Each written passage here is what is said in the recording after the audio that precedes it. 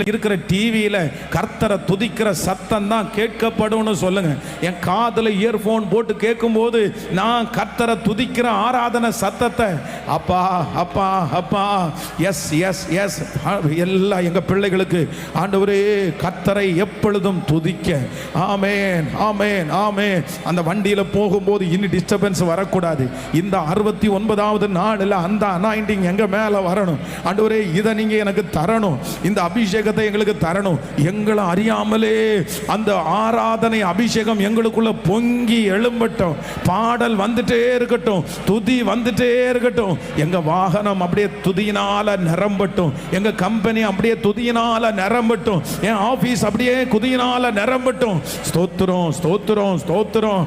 எனக்குள்ளே இருக்கிற அந்த அசுத்தம் எல்லாம் அகன்று போக, கெட்ட சிந்தனைகள் மாறி போக, என் கண்களில் இருக்கிற தேவையில்லாத இச்சைகள் மாறி போக, என் வாயில வருகிற அசுத்தமான வார்த்தைகள் மாறி போக, அப்பா அப்பா இப்போ அந்த துதியின் அபிஷேகத்தை மறுபடியும் திரும்ப எனக்கு தரணும் ஆண்டவரே.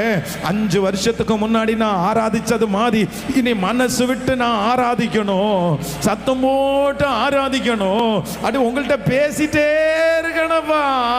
அந்த அபிஷேகத்தை மறுபடியும் எனக்கு தாங்கப்பா ஆண்டவரே, தாங்கப்பா. அன்னைக்கு அந்த பிரச்சனையின் நடுவில் நான் போயிட்டு இருக்கும் போது தனியா உங்கள்கிட்ட பேசிட்டே போனேன் இல்ல, அந்த மாதிரி ஒரு ஸ்பிரிட், அந்த மாதிரி ஒரு மகிமை என் மேல இப்போ ஊற்றப்படுவதாக. ஹல்லேலூயா ஹல்லேலூயா. இந்த சத்தம் யாருடைய காதுகளில் எல்லாம் தொனிக்கப்படுகிறதோ அவர்கள் மேலெல்லாம் ஒரு துதியின் அபிஷேகம்